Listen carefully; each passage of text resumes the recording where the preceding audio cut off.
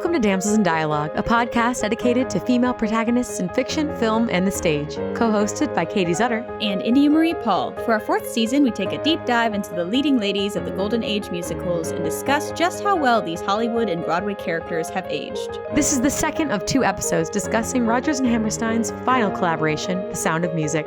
Join us as we go to the hills and try to solve a problem like Maria. Welcome, everyone. Welcome To I almost sang After Hours, but it's not right. No. It's part two. The Sound of Music. Yes, where we get to talk about the problem of Maria in this musical. I'm so glad we left her by herself. Yes. When we were trying to decide how to orchestrate this monster, if you will. Because not only does this have the most articles about the movie and all that kind of stuff. Like, so this has more than any other thing we've researched. But also, it was originated by stories, originated by a real existing person with a real family that did most of these things. Not all of them, but most of them. Yeah. So, like, this is a lot. There's a lot to dive into. Yes. So I'm glad we put her by herself. Yes. And welcome to Maria. She was the writer of the 5 books about this family. That this one is the musical specifically taken, I think I wrote it down. The story of the Trapp family singers. So it's inspired by the first of her 5 books about the family. And it was a play first. It was originally, they were going to base it on the book. It was a play. Mary Martin was already going to be Maria. She was famous by now. Her husband was a producer of this project.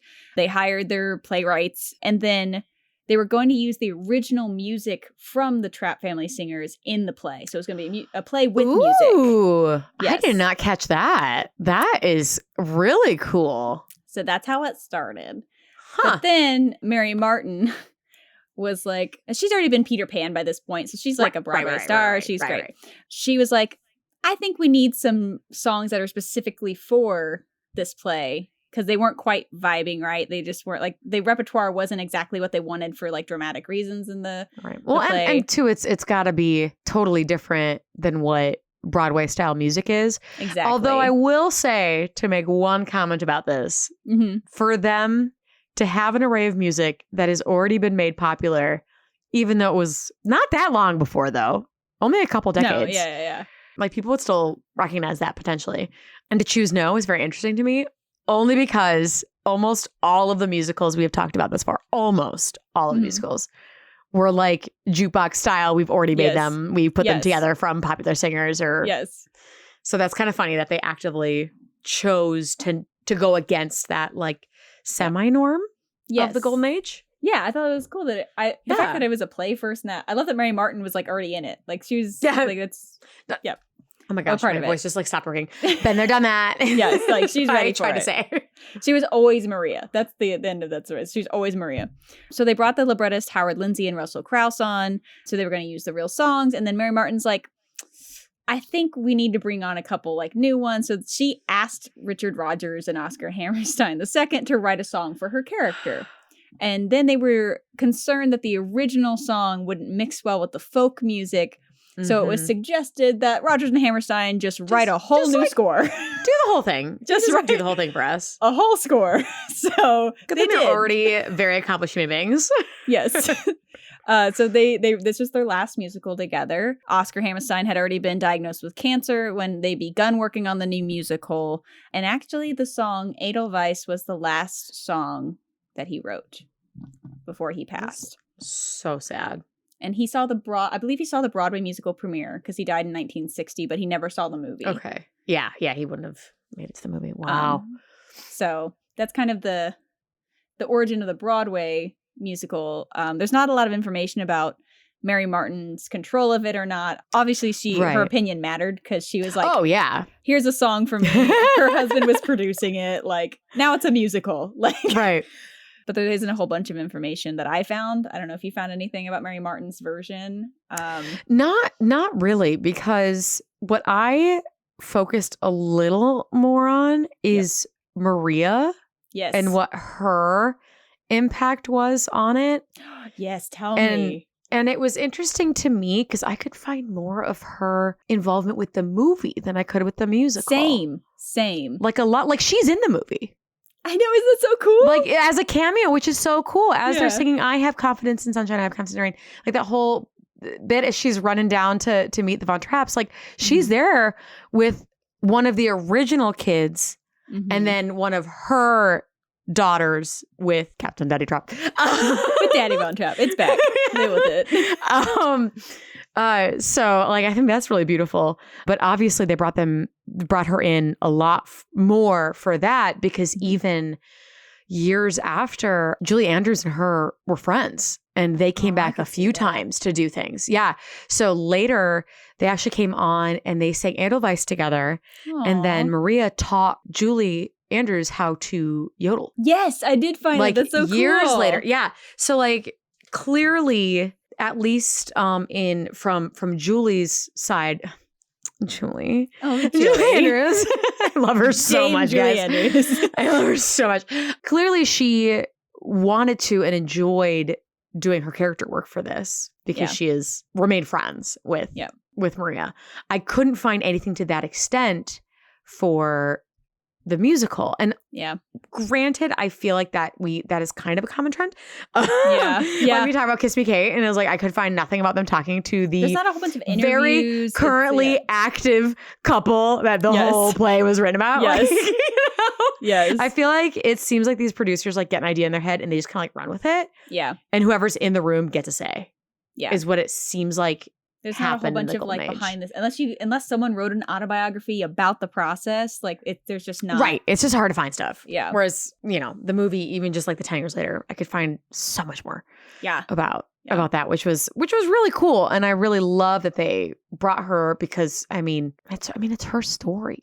It is, and what I found really funny is that one of the children, Agatha, said in her, I think she wrote an autobiography, so we got a little bit of more than just Maria's feelings about stuff, was that she believed that solve a problem was the most accurate element of the show to Maria's actual character. Like how to solve a problem about Maria. Yes, because they also, along with the very typical Maria coming from the nuns and kind of not being as great of a nun as she could be. I mean, she wasn't a nun yet. She was training.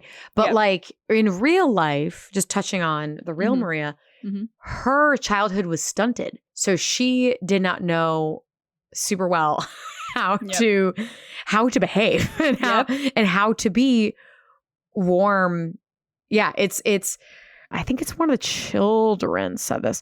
Yeah, the children, they said they were upset with the father's description, but going into it was Maria herself with her emotionally stunted upbringing who needed thawing. Johannes Von Trapp said that. Mm-hmm. Yeah, they said that she was had like a quick temper, like would have outbursts and then be super nice after. And even Maria herself was like, she was so much worse than what they made Maria of the movie. Like even in the Abby stuff, that she was just so much worse than they made Maria in the movie, which is funny that she admits it.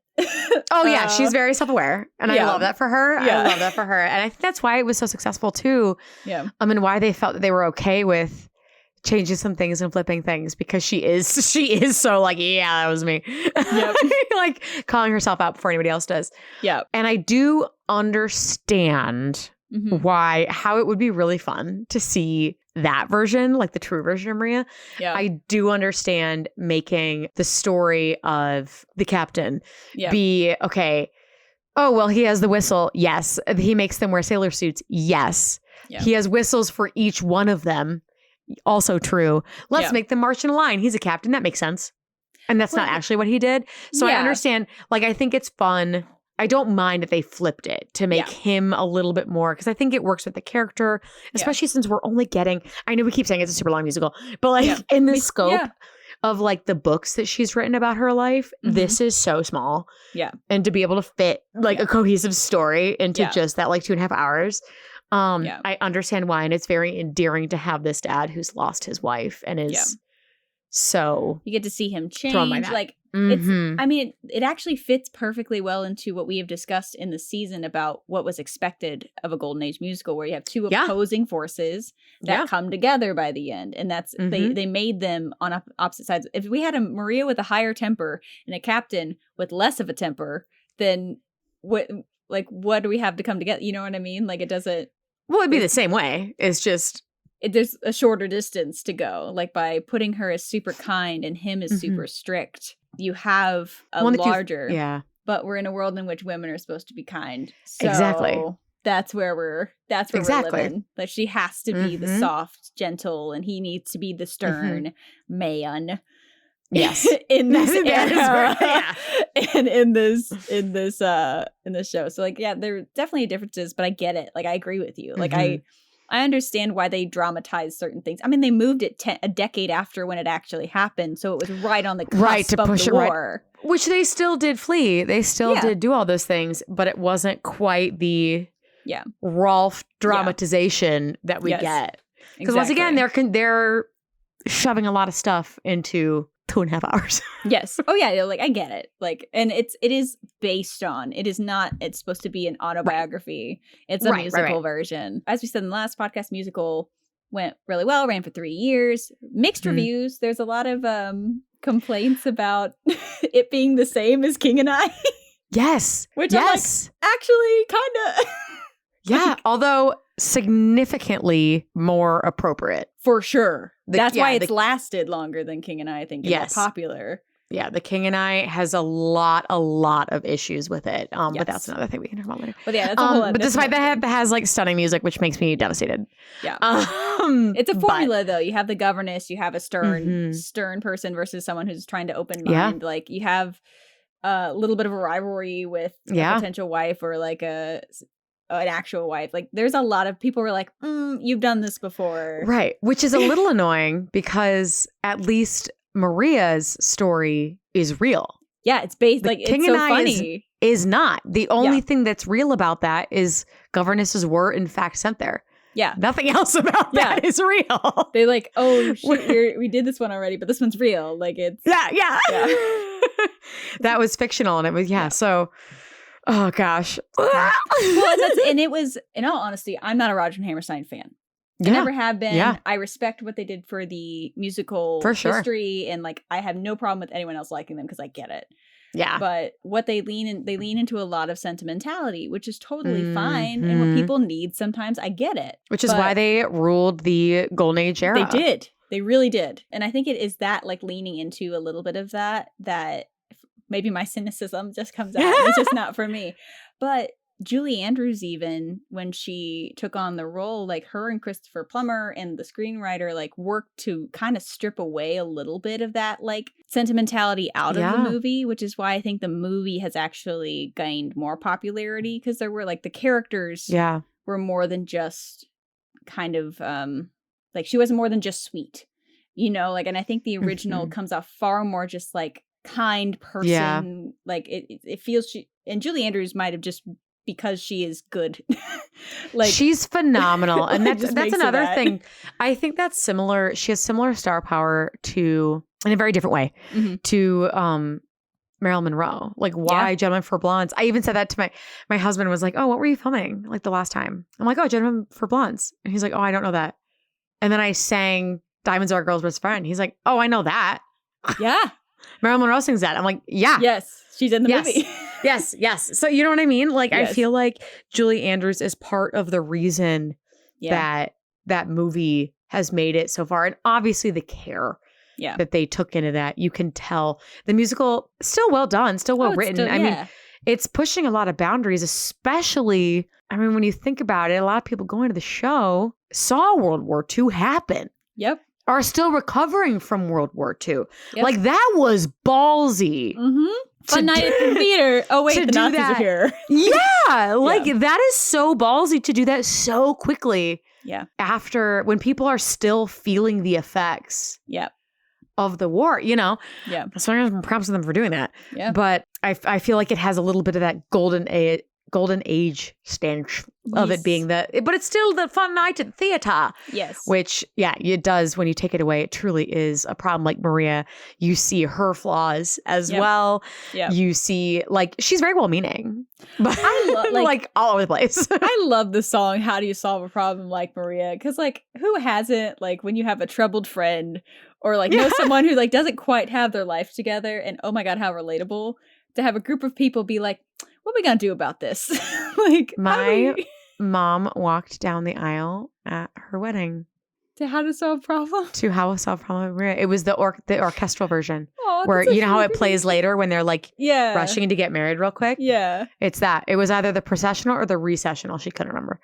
Which my mom, as a very short side note, was thin, blonde, blue-eyed, but would come home with like snakes in her pockets because she found some animals that she wanted to keep as pets. I love to the that mortification so of my grandmother. I love that so much. So it made sense. Yeah, that makes perfect sense. I love that. And what a great introduction. Like, as we move into this movie, like, yeah, it's perfect. It's a perfect setup of her character. It's so great. You've just seen her like free and the real Maria did like have time spent in the hills. Like that's really, it comes from her history there. Julie Andrews is just so good. But she actually almost turned down the role of Maria because it was so close to Mary Poppins. Yep. Which she had just got done filming. Yep. So can you imagine if they hadn't convinced her to like? Oh my gosh, I don't think it would have been as good, or I agree. It wouldn't have been as well loved today. Like I don't think people would know it as well.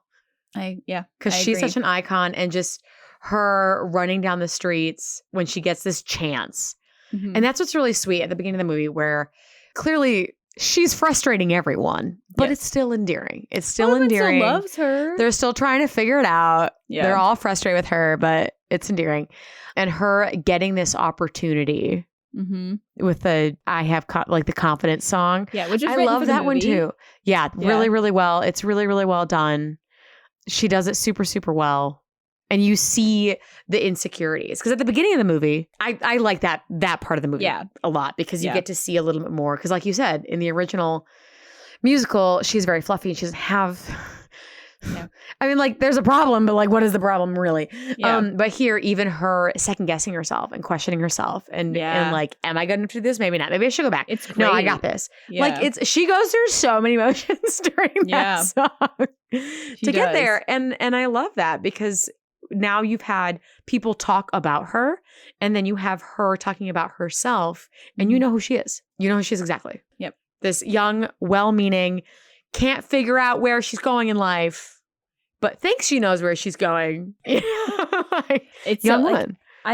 Confidence, and it was such a good addition to the show. And like one of the quotes I pulled from someone's autobiography, I'm sure, was when she worked with Robert Weiss, was the director on it. There was like a first director, and then he took over and he did West Side Story. And you can definitely see similarities in cinematography in this. But she went up to him and a producer and said, how are we going to get the sugar out of this show? And I think, so she influenced a lot of the changes and tried to get it into a more, I think, grounded version of Maria. Yeah. So I love that she also had the power to like say that.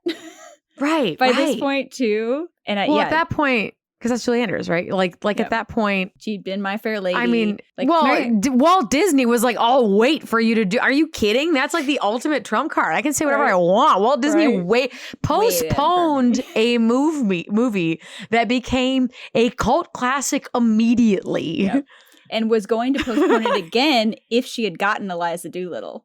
Yes. Like, are you kidding me? Yeah. Yeah, no, she can say whatever she wants. Yes, she Dame Julie Andrews. Do what you want. Do what you want. Yeah, I just love it. But yes, so Confidence in Me, great addition. I think it added that element of her I Want song in a weird way. Yeah. Like it kind of is like her pump. Well, I think it does work. I think that wording is right. It just feels weird because she doesn't know what she wants yet. Yes. And I think that's okay. Yeah. But she's going to do her best. She's going to do it. She's going to try. Yep. Maybe, hopefully do well, maybe. It's so charming. It's just so and she does a great job of making Maria the charming character that the musical wanted her to be. Yes. She's still ingenue-esque. Yes. You know, she's still pretty. She's still young. But she brings back a little more of the dirt and the meat that the original Maria had. That started, incited that. Yeah. So probably Maria. Yeah. So I think that was a really good blend. Yeah.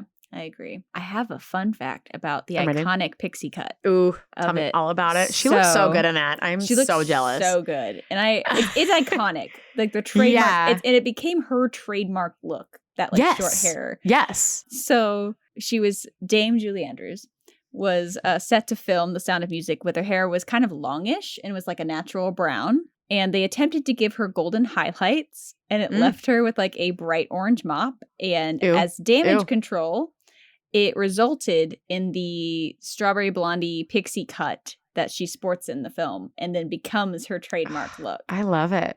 Because some bad highlights gone wrong ended up with...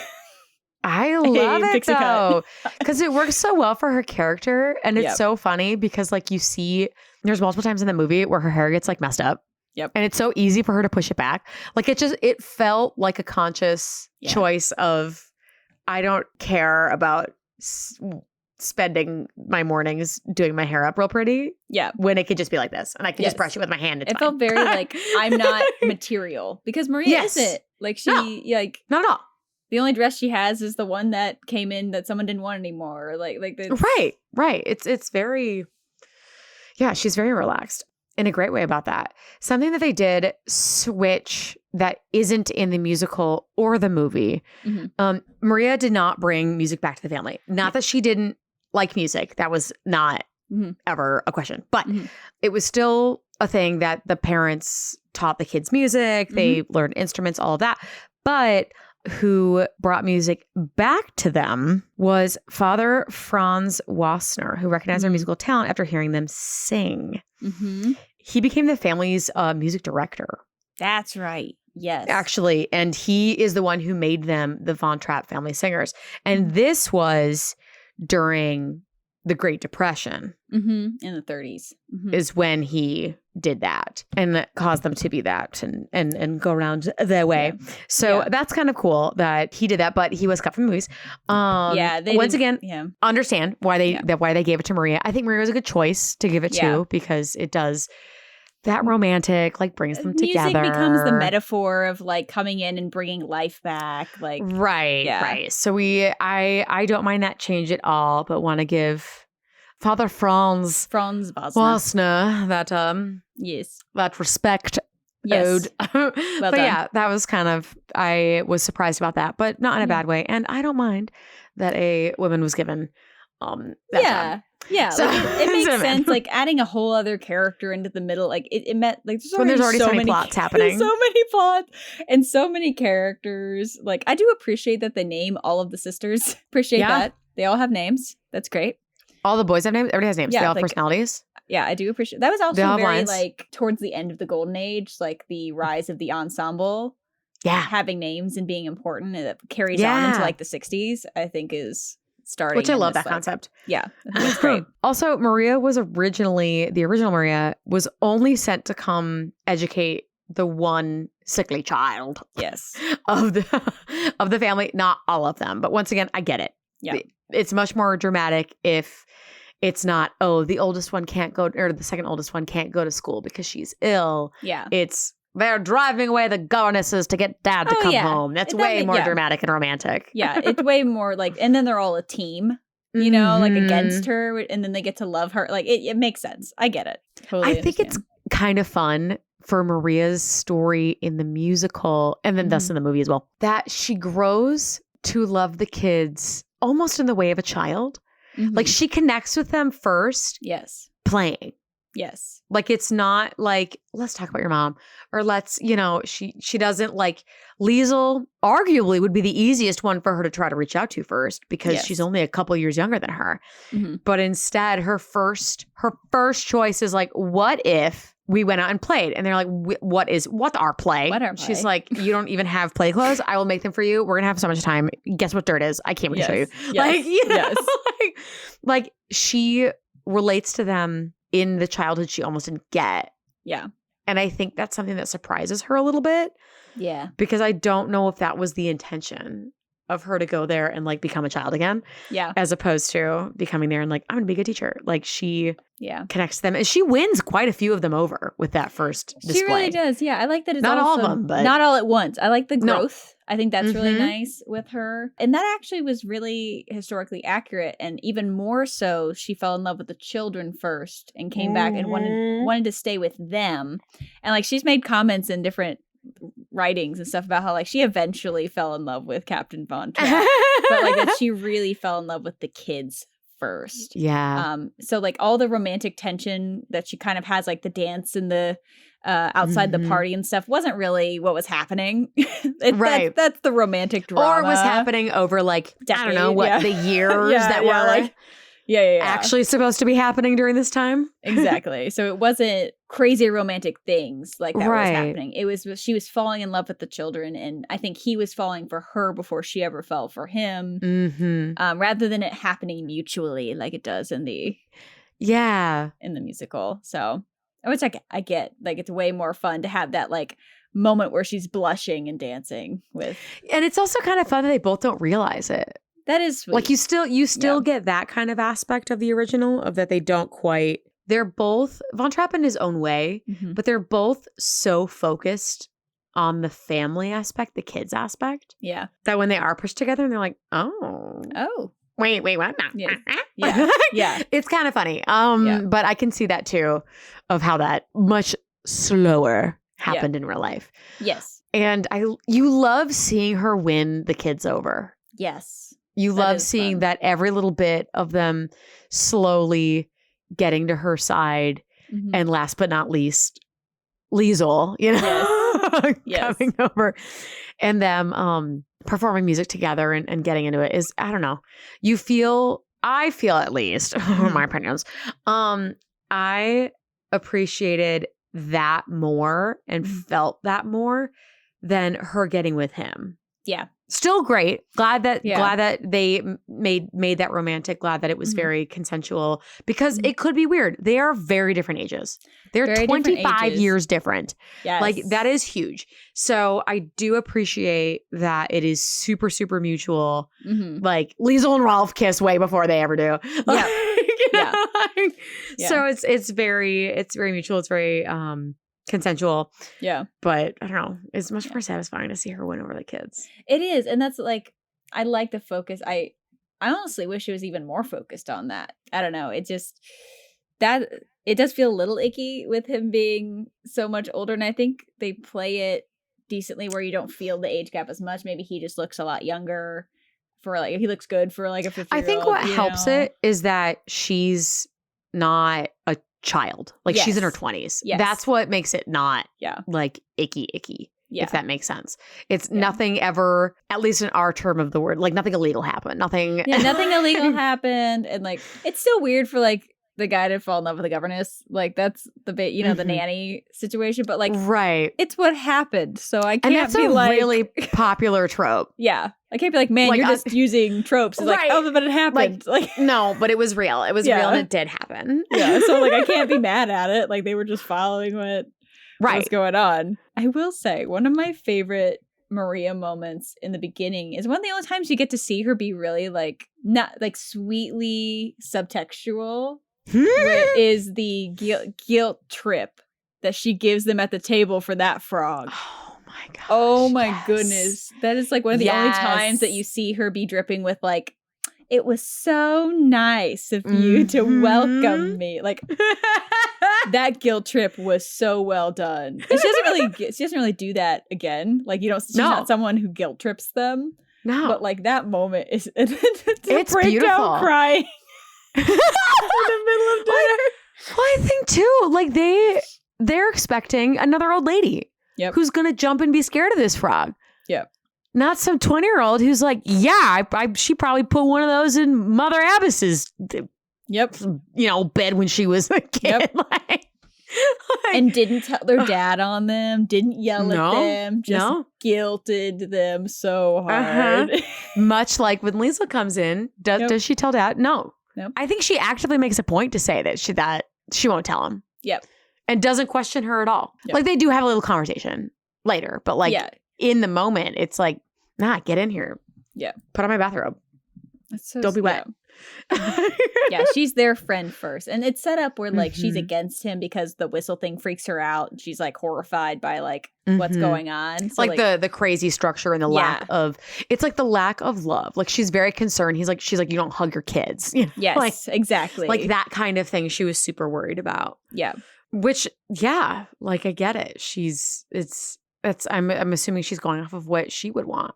Yeah. You know? And she does. I do like in this one, they do change for the better, not in a drastic way. Yeah. I think her change is more her discovery of figuring out where she wants to be in life. Yeah. And how very opposing to Elsa is she wants to be a mother. So much so that she marries into this family who she loves. She loves all of them, obviously. Yes. But not only does she take all his 7 kids, but they have 3 more. Yeah. Like she has 10 children because she loves, that's what she wanted to do. Yeah. She just wanted to be with them. And that's really sweet. And I think at the time period that it came out, I could see why the movie was incredibly popular. Yeah. Because I don't think the movie is propaganda, but I could see people taking it and being like, see, look, the woman found their place at home and it was wonderful. You know? This would be the first like mom we've talked about, like maternal character being a part of the plot. Yeah. And I love that for her. That's what she wants. And it's what she gets. And it's kind of great because you see her discover like, okay, but this problem like Maria maybe isn't a problem because this silly wild energy can be directed to these kids who need that. Yeah. So she can still be that, but it has a focus now. Yeah. You know? So I don't think the intention was there at all, but I could see that being part of why the movie went so well, especially it coming out in like the 60s.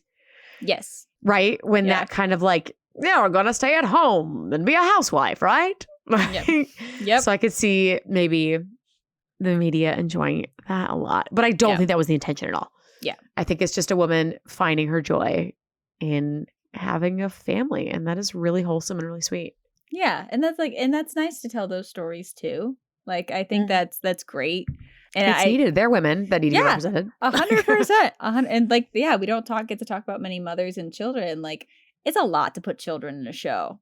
So the choice of putting that many. Yes. And that young. Like, yes. Like Liesl can be a 20-year-old. Yes. You can feasibly be 20 and play Liesl on Broadway and no one would second guess you. Gretel cannot. Gretel can be like 10. That's like probably the limit because of how many kids there are in the different ages. Yeah, because not only do you have to like find one, but you have to find ones that fit together in a way that makes sense. Yes. Yes. And multiple copies because they can't go because of contract things. Yes. They can't go on multiple nights a week.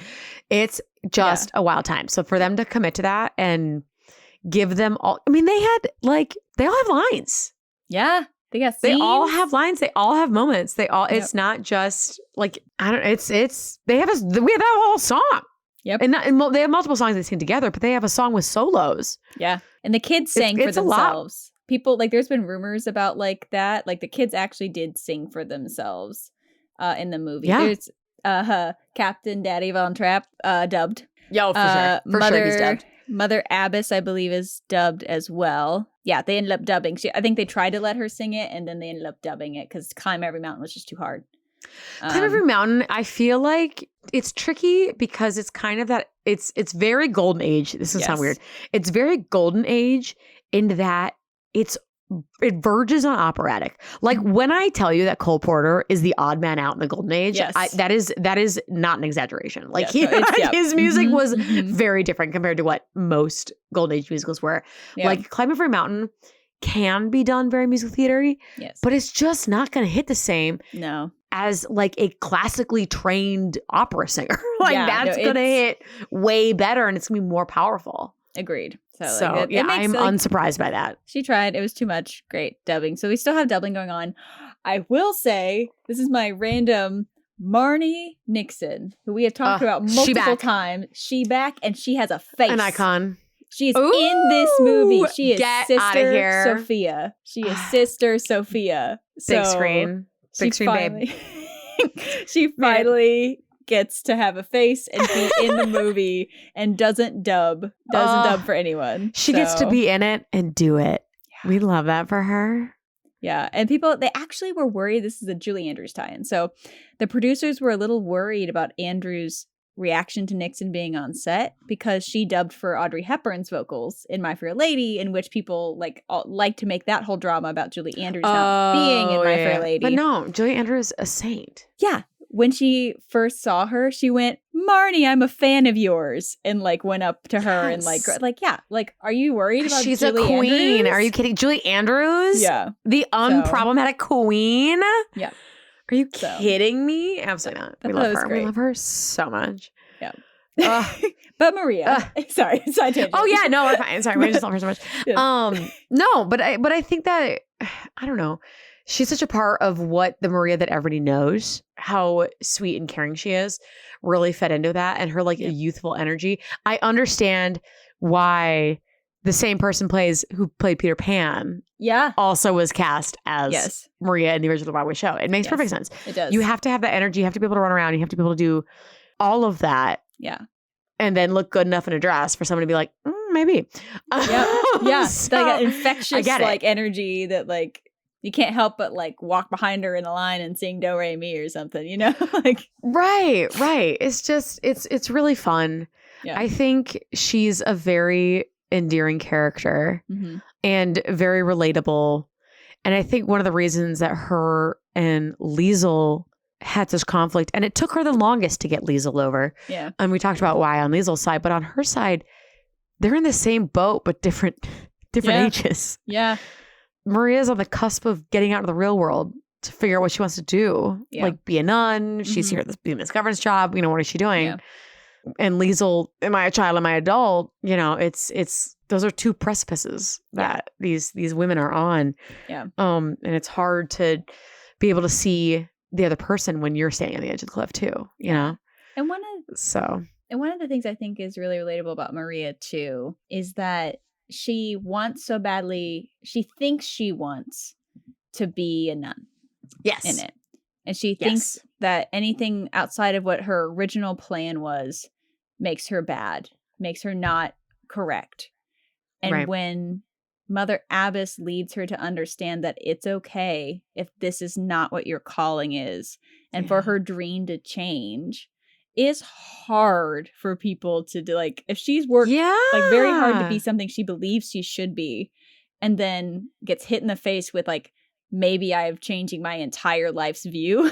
That's a lot. That's a lot, man. She goes from I will never be married. I will stay in this castle by myself, nunnery with all these women and do this for the rest of my life, to I'm going to be a mom with a husband and 7 children. So that's a huge life shift and a new dream shift.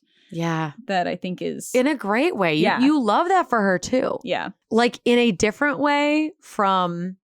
So this is a way big throwback, but just to throw some shade at Ginny, where Ginny Weasley becomes a mom, and you're like, get it, girl. And then she just quits her, just quits. She has her first child. And I was like, I'm never going back to Quidditch ever again. Are you kidding me? That is the biggest lie you've ever told me. Yes. Miss Woman who should not be named. Yes. Miss Turf. That's such, you just didn't, you almost, it's there's no way. There's no way.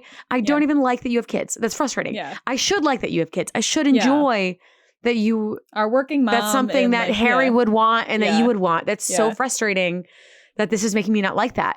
Where on the very opposite end of the spectrum, this woman who is independent and headstrong and I don't need anybody, actually falling in love and wanting all these children, and then we know later has more. You love that for her. Yeah. Because it's her discovering herself. It doesn't seem out of character. It doesn't seem left field. Yeah. It feels very like she should have, that if she had let herself believe she could, that this was what she would have done from the beginning. Yes. Like that it's for sure. So like it's that moment that things click into the right place for her. This is what she should do. Even just getting to sing music with them and teach them. Julie Andrews learned how to play the guitar for this movie. Like get it. And she and her guitar did not need to be dubbed. Captain Von Trapp, Christopher Plummer's guitar needed to be dubbed, though he did try to learn how to play it. Bless. So, yeah, we'll talk about him in the after hours. Yes. And like in their relationships, I think a little overly sweet. Like how like those moments they have those like classic romantic moments where like they dance and their like faces are next to each other. Like it's I understand why they're like, let's take some sugar out of it. But like also people need that escape. So like I'm not mad about it. Like I get it. It's just doing the trope well. Yes. It's still a trope, but they're doing tropes very well. Right. So. And we don't get the book 1 of 5 to watch them fall in love. Because obviously they do fall in love. Yeah. She wouldn't have 3 more children with him and flee to America with him. You know what I mean? Yeah. Like if she didn't like him at all. Yeah. You know? So clearly they do fall in love. But, 2.5 hour musical. You gotta. Well, and I will say, have those looks and stuff to just get it going. Well, and I will say that it is important to note that Oscar Hammerstein II was usually involved in the book writing of his musicals. Nice. Like he did a lot of work with that too, and that's why a lot of the shows are considered groundbreaking. And like he does different things with storytelling. But in this, the playwrights were already brought in. So they got to handle the entire book. True. And he did not get to help write the book of this musical. Interesting. So some of the reactions to the like, well, this is just standard like formula of like, here's how you do these structure. Like it's a formula this fits into really. Maybe due to the fact that Hammerstein was not involved in the book writing at all. And it was playwrights who like knew that this works. And it is structured well. All the plots come together well. Yes, it is very well written. There are no loose ends. Yeah. But it's not surprising. Honestly, shocking. Yeah, you're not like thrown. Like Rolf are the biggest moments. Yeah, that's the biggest like, yeah. But nothing is overly like, wow, did they just do that? Like it's it fits into the formula, which is also comfortable. That's why I think it's easy for people to like, they have the Hollywood Bowl sing along like every year. Right. Of this, like people love it because they know what they're getting. It feels right. It's like, but I think it's interesting to note that one of the things critics brought out about it was that it was very basic and not revolutionary. And that they Oscar didn't get to help with it. Yeah. And maybe who knows what it would have been if he. I don't know. He would have made it a little darker or if it would have, like, we'll see. That's so interesting. Yeah. Huh. I love the scene with her and Mother Abbess. After she's come back and like Mother Abbess talks to her like, this isn't for you. Like you need to go back. Like it. Right. I think that's really beautiful to have that she has that guidance. And then to come back, and that's why I like the musical of Elsa better and for Maria, because then she comes back and gets, rather than there being like that weird like middle time. There's no weird middle time. It's Elsa's just like, I'm gonna politely step out before this happens. Get petty. But then so you have that little bit of like drama and tension. Like you have the beautiful exit scene that they write into Elsa where she's word vomiting wedding stuff that he's not listening to because he's watching Maria in that blue dress by the water. Why is she wandering by the water? No one knows, but wow, is it pretty. Yep. I love that dress. It's so pretty. In the movie. Oh gosh. So good. And I love that Elsa points out to her in the scene where she's in her bedroom saying like, you're blessed, like don't be silly, he's looking at you, we're women, like cut the crap. Yeah. And she says something to her before she gets to join the party because she doesn't want Maria to join the party, but Max invites Maria to join the party. And she says something about like, well, you could wear that blue dress that you wore the other night. And that's the dress that she wears when she's by the lake. And Von Trapp sees it. I'm like, did she know? I don't know. She wore the blue dress again. I know she has like 2. Did. But yeah. Here are your 2 dresses. But still. Do you think Captain Von Trapp wouldn't have splurged to get the governess some regular human clothes? Yeah, right. I bet he would if you asked. I do love that dress she comes back in is the same dress that you see when she's back in the novice that's coming in. So like she just took it because she would have given up. So that would have been the dress that's available. Like, well done, costume team. Like, well done, really good. It's so fun. No, I enjoyed it a lot. I think this one seems a little deeper and a little definitely more risky than some of the other shows that they've done. Yeah. I love that Maria is such a strong, fun character. Yeah.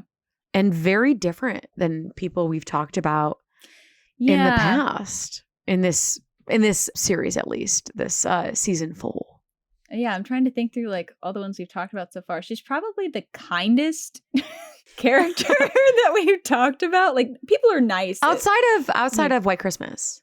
Yes. Like, those two are pretty sweeties. Yeah, they're just like very misunderstanding each other's. Yeah, there's a lot of misunderstandings, but there are like some more biting discussions with each other. Like, there's a little bit more of a biting banter, whereas like because they're sisters, though. Yes, Maria doesn't have anybody like that. She just gets to be very like, and that's why the guilt trip scene hits me, because it's a moment where she gets to not be like sugary sweet, and she isn't really sugary sweet. She's just fun. Yeah. And you could see that from her cutting up the drapes and teaching them a song and putting them on the back of a wagon and then climbing trees. Oh my gosh, he's mortified when they're all in the trees waving at him. Are you kidding me? That's so funny. And like, what a fun thing for the costumers to do too. Find some drapes. But you need enough drapes to clothe 7 children. She like destroyed property. She destroyed property to make clothes for them to get dirty in. Yes. Like, could have asked for new fabric. Oh, for sure. He has the money. Would have had it the next day.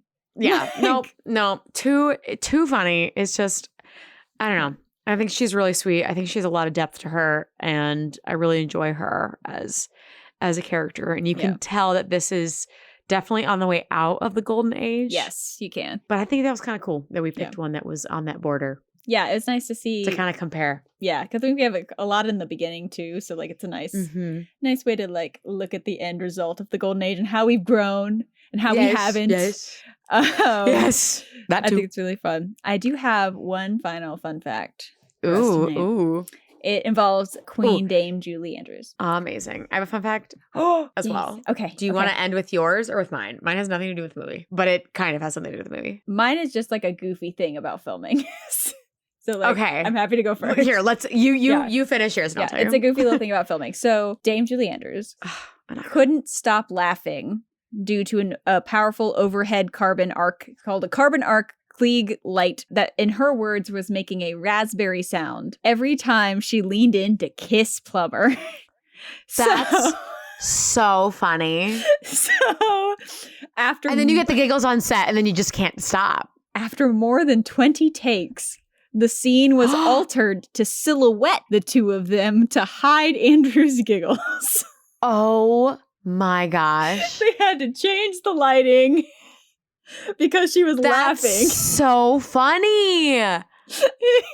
Oh my gosh. Yep. Quit the lights at that point. Like, do the shot again. Yeah, just money. Like change your light bulbs or something. That's so funny. Oh, yep. Julie, we love you even more now. Yes, that was mine. My utterly random fact is so the mountain that they run up at the end of the movie is a real place. Ooh. It is a real place that now you can go to and get tours of. You can take a gondola up. That's cool. To see it. And my father, my grandfather was a colonel in the military. And so he was stationed out in Europe. Mm-hmm. And my grandmother was very big on like, she had 3 boys. She was like, we need to go like do things. We're not just living on the base. We need to like get out and do stuff. So she's like, let's go to the Sound of Music Hill. That's so beautiful. Cool. Beautiful. They go to the Sound of Music Hill. It's great. Yeah. They come back down. Now this is like a very long, it is very, there are varying degrees depending on which brother you talk to. Yep. On who this happened to. It definitely wasn't Jeff. It was either my dad or Scott. It definitely wasn't Jeff. Mm-hmm. Jeff was the oldest. And the gondola ride is anywhere from 10 to 20 minutes, depending on who you ask. Mm-hmm. They got all the way back down to the gondola and was like, where's Steve? And or possibly Scott. They had left one of their 3 boys at the top of the hill that they had run up of at the end of the Sound of Music. Did he get back like, were the hills alive? Like, you had plenty of time to feel it out. Like, oh, for sure. They made it. Apparently he didn't even notice. So, which is why they can't tell they're not super confident which one it was. That's an amazing thing to not be sure of. Yeah, my most random Sound of Music fun fact. Oh, that's great. That's great. I love that. Well, thank you guys so much for joining us for this 2-part Sound of Music journey. Oh, yes. And listen to our after hours all about we got Sound of Music. There's a lot. There's a lot of stuff. Yeah. I know we said this. That's why there's 2 episodes. Are you kidding me? So, but there's 1 after hours. So enjoy all of it. Thank you so much for listening. And I hope you have a great day. Bye, everyone. Bye. Thank you so much for joining us for this episode of Damsels in Dialogue. Tune in next week as we jump into the zany musical adaptation of a classic fairy tale, Once Upon a Mattress. If you enjoyed what you heard today, you can help us reach even more listeners by subscribing to the podcast and leaving a rating or comment on Apple, Spotify, Google, or wherever you are listening. If you want to join us for even more discussions and opinions about the Sound of Music or any of our episodes, head over to our Patreon. There you can support the podcast and unlock an entire library of exclusive after-hour video podcasts with a new one arriving each month. You can also unlock research notes, bloopers, and more. Follow us on social media and at our website on damselsindialogue.podbean.com. Until next time, this has been Damsels in Dialogue. Have a nice day.